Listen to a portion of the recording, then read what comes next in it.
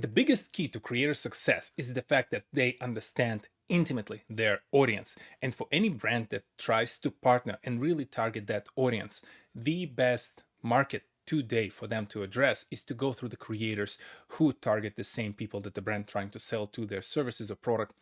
And that partnership creates one of the most fruitful engagements that I've seen. The best part is also that creators, thanks to that understanding of the market, have a very competitive advantage compared to legacy media, whether it comes to brand advertising or even major movie production. And in this video, I want to talk about a couple of examples to prove that point. First, when it comes to the reason why the creators are a great channel, we can start with the fact that from the legal perspective, there's a lot of conversation right now about the limitation that different brands face when it comes to advertising on social media because of the fact that a lot of governmental organizations, a lot of international organizations pushing really hard the social media to limit the amount of personal information that those brands use to have, that those platforms use to help brands advertise to certain audiences. With that, as brands lose their ability to use very precise targeting to social media, they have to go to the creators and work with the creators because those creators will actually understand the audience. They will know the demographics of their audience and they'll be able to help the brand target the right individuals who, again, that brand has a fitting product or service. But also, let's talk about a little bit the numbers. And the ones that I wanted to start with is the stat around the average cost to produce a brand ad. And this cost is basically a very rough estimate of anywhere between 5 to 25,000, but also there are advertising campaigns that leverage videos, brand spots that were created at $100,000+ budgets. It usually involves a lot of production teams. There usually involves a lot of things that are appropriate for the brand when it comes to investing into the ad campaigns. But I'd argue when brands, especially younger ones, start to think about advertising and leveraging video as a form of advertising, throwing out 8 to 25,000 on the lower end in investment to test the market can be quite a lot, especially if you're a younger company who just raised a few $1 million in seed and you're trying to decide how you're going to go to market. In my opinion, very humble opinion and biased opinion because I love the creators, I think for brands working with a creator is a much better angle because again, it can be less costly because of the fact that some of these creators can do similar kind of like brand spots that speak to the exact audience without all the production costs involved. They can also leverage the creators who are not necessarily the Mr. Beast level of creators. You can leverage a lot of micro and smaller influencers as long as they target the same type of audience. And one example that I wanted to bring up of the creator who I think did the best part of her job, starting with product thirst traps and eventually graduating to essentially making ads for Taco Bell. Ashzu, her whole value proposition was the fact that she knew how to visually tell the story of the brand in a way that is attractive to the modern audience. And here we are. She went from basically making short form content on several different platforms to now directing Taco Bell commercials and moving on into other types of medium. The best part, which I think Taco Bell did very well, they trusted Ash with actually hiring the right individuals, deciding on the production set and those kind of things. She handed her over the reins over the production of this commercial, which I think was a great call because again, she understands the audience, she understands how to speak to them visually, figuratively, right? So she can go and produce the kind of ad that will resonate with her audience and the folks who enjoyed her content before. But now it will represent a very specific brand based on the agreement that she has with it. This is a great thing. It's a great example of creator controlling the product.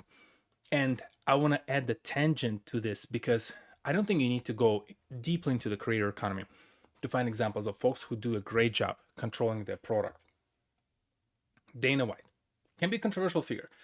The reason being mostly his political affiliations because he's one of the best friends for Donald Trump, our new president-elect, but also with the fact that UFC is not without its controversy, right?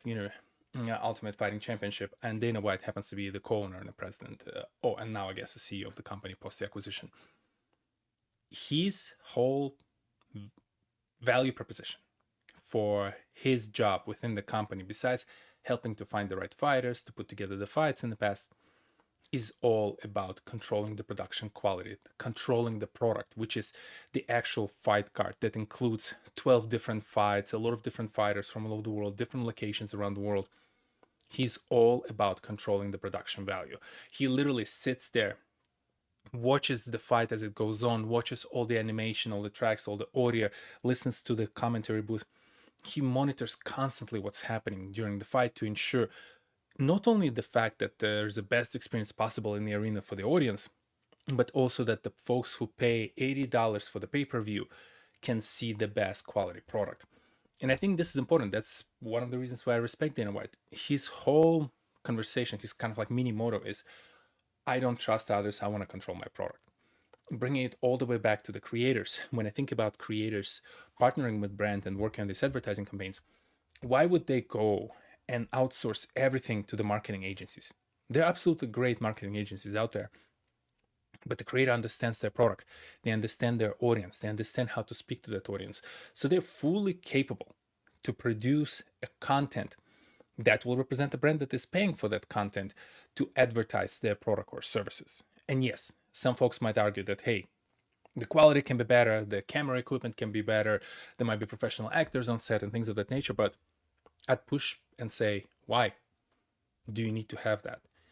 As a brand who wants to speak to a particular audience, and if you come to an individual, a creator in this case, who knows how to speak to that audience, why would you push them to create something that essentially other agencies do, which probably wasn't as effective, because that's why you're talking to the creator in the first place.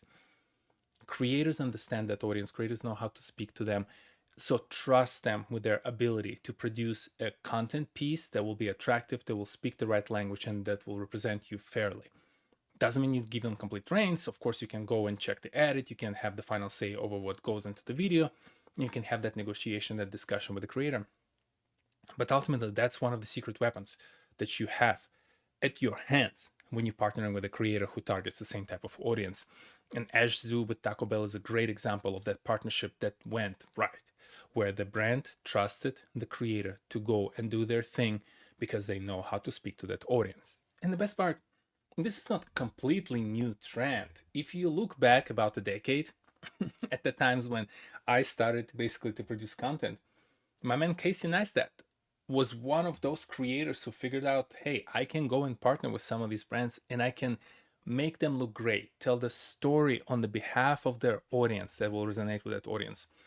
I would argue the level of understanding of the audience that Casey Neistat had, as much as I love the guy, was much lower than even your smaller to average creators have today, because Casey is still kind of like one of those individuals who is a legacy artist who just figured out how to speak to the YouTube audience in a way that was unique and mixed both worlds. But I would still put him more of an like artistic side of things versus like a pure content creator who just really focuses on generating the maximum amount of views. I'd argue with Casey Neistat's example, he knew how to create content that will be attractive to a lot of people, but it wasn't necessarily for a very specific brand type. But with all that said, his video Make It Count is a great example of that Nike partnership, as kind of like, the fable goes, but I guess most of the story is true. The brand was really paying him to go and produce an ad, Nike. And instead of just producing an ad in the classic style, he just went and spent $50,000 traveling all over the world and made a video about it. Very engaging, very truthful to the type of language and interest the audience who would buy that product from Nike was interested in. And it kind of like matched those both worlds together within a piece of content on YouTube, which was posted 12 years ago. Right? So it's not completely new, and the creators have done it.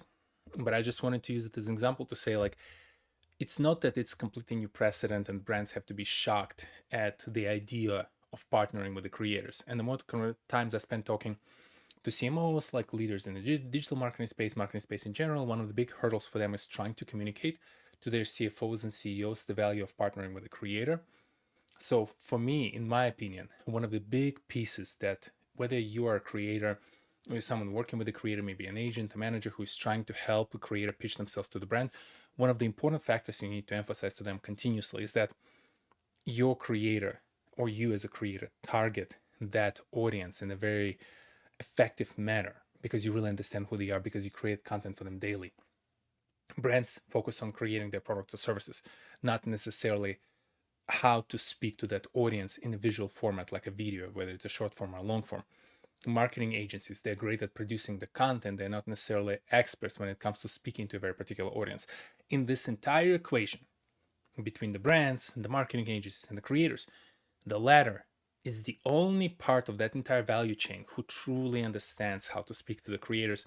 How to speak to the audience, and leveraging them and giving them that freedom and ability to go and execute is one of those, I think, important factors that some brands are missing and still getting used to, while others who figured that this is the path forward are extremely successful and ensuring that they continuously invest more and more into the marketing generated by the creators, as much as it might be an alien feeling compared to years and years in the past where you had to clear agencies and different kind of, you know, hurdles in the way of producing that legacy media that would take sometimes 100 people to produce. Where today a creator can just flip their camera on or hire a couple of their friends and make an equally great product that will be more attractive and enticing for your target audience as a brand. And to support my point about the fact that creators know how to talk to their audience, let's stay away from advertising for a second and actually move to long form entertainment content, specifically movies and videos on YouTube. And here, I again want to start with a fun stat, which is going to be like, leading the way into the entire discussion.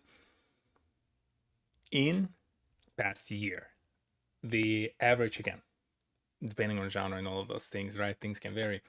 But on average, it costs nearly $100 million to produce a movie. And how many movies from your memory cleared the box office and were popular enough outside of the inside outs of the world to make that money back, right? So this is a ridiculous amount of money that people were investing into the movies that were not necessarily positioned in the best way possible. Countless Marvel projects recently that flopped, countless other big budget projects that flopped, and kind of like speak to the fact that in many cases, Hollywood lost touch with the audience who they target. And also, obviously, the streaming is out there and different economic environment is happening. So there's like a lot of reasons why you can justify the movies are failing to generate as much of a buzz in theaters. But among all of this, one of the positive stories was Talk to Me. Talk to Me is a horror movie, not my type of genre. So just very transparently, I have not seen the movie, but I heard a ton of positive buzz about it. A lot of creators who I follow who review movies, they were very positive about the horror movie. So there's a lot of great momentum behind it, and A24 really hit the nail on the head when it comes to finding the right type of product for the right audience. But the best part, again, speaking of the creators, Raka Raka are actually the creators behind the movie. They partnered with A24, and A24 trusted them to really figure out the story and the direction for this movie. They funded it, they invested, I think, close to $5 million, if I'm not mistaken, to create and produce the movie. But guess what? Because of the fact that they knew what their audience would want, they knew how to speak to the audience, and they had their own channel, which is, close to 7 million people to advertise through to the audience to produce about the movie that they were producing with A24, the results showed. Coming back to the numbers, Talk to Me generated nearly $100 million worldwide on a budget of, let's see, come back over here, on a budget of $4.5 million. So they generated 90, almost $100 million on that budget. And this to me does not only signify the fact that, horror movies are back and there were a couple of great horror movies coming out recently. I think to me what it speaks to is the fact that A24 partnered with the creators. Creators had a certain visual style and they knew how to speak to a certain type of audience. They produced a product that was attractive to that audience and they leveraged their own network to advertise that product. And the result is a massive financial success. If you don't know how the numbers in the movies in industry work, just to roughly break it down for you, $4.5 million budget means that the company needed to make in the box office probably roughly about 10 million to break even and start seeing some profit, because usually theaters take about 50% cut of the ticket sales. So anytime you hear a movie made $100 million in the box office, in reality the production company made, or whoever owns the rights to the revenue, made only about half of that. So in this case, they really only needed to clear $10 million in the box office to make their money back. They made nearly $100 million, call it 90, right? Round it down. That means that they roughly made $45 million in pure revenue for the production studio, net of the production costs. So they made nearly $40 million. So 10 times, they literally made 10 times more in profit on this product. And this to me, I think, is a sign of a very important trend that we'll hopefully see through 2025. I'm recording this video at the beginning of 2025 because I still don't think the economic environment will improve that drastically across the globe this year. There'll probably be a little bit of a pop with Trump kind of like entering the US presidency and being very corporate friendly. But all of that pop will really indicate that the corporations make more, not necessarily individuals. So individuals who are primary target audience for a lot of brands, whether it's a product or services, they will have limited budgets to go and invest and buy certain product or service. Which means for companies that advertise to that audience, they cannot overinvest and make massive production investment to say create a brand spot to then go and advertise to that audience, because their ROI will be much lower because of the fact that those potential buyers are buying much less this year. So they'll have to be a lot more thoughtful about how they invest and where they invest their money. And this just natively brings it all the way back for me to the creators, because as much as I enjoy agencies, and transparently, even my wife works in a marketing agency, there is still a lot more bang for your buck as a brand that you can get from the creator compared to any kind of like legacy form or factor that you've leveraged in the past to create those brand spots. So to me, between the cost effectiveness, the understanding of the audience, which creators carry with themselves natively because they make content for that audience, and finally from the perspective of like how quickly and rapidly you can test different ideas. If say your marketing team has 3 different ideas they want to advertise, but you don't have money to invest into 3 big brand spots, advertise through the creator, test 3 types of videos through the creator, figure out which one of them work, and maybe go invest and make your legacy production investment if you really want to, or maybe you're working towards some massive ad campaign through TV channels, sport games, and whatever else. Testing, cost effectiveness, understanding of the audience, those to me are such a 3 important factors to the success of any brand campaign. And this is why I'm so passionate about, as I talk to the CMOs and VPs of digital marketing and all the folks who kind of like make a decision on where to invest, one of my big pitches to them, and I don't even represent a single creator, is to use creators. Because in my opinion, it's a way more effective way to advertise to individuals. It's a way to support the future industry leaders in specific niches who are really the spokespeople for that industry. So why wouldn't you go and support them early, invest in them, create that long-term relationship that will hopefully bring you to the point where down the line, as they become bigger and bigger and more impactful voices in that niche, they will remember who supported them at the very beginning, and they will work with you as a brand to help you grow with that niche as well. So a ton of benefit. I'll pause here so I don't get too rumbly, because I do want to talk a little bit more about ways by which brands can effectively partner with the creators. But for today, all I wanted to do is make those 2 cases between Ashzu and Raka and their effectiveness in creating a product that was either very well at representing the brand partnership like Taco Bell, or in Raka's case, a product that helped A24 put a great product out there in the horror movie genre. Both critically and commercially successful, both were great examples of creators going into a very different direction from just posting content on social media and really partnering with major brands and production companies like A24. So very happy to see their success. Excited to the fact that we're maturing from days when someone like Casey Neistat produced the content for Nike. And I really look forward to seeing more and more brands realizing how successful they can be with the creators as long as they pick the right creators.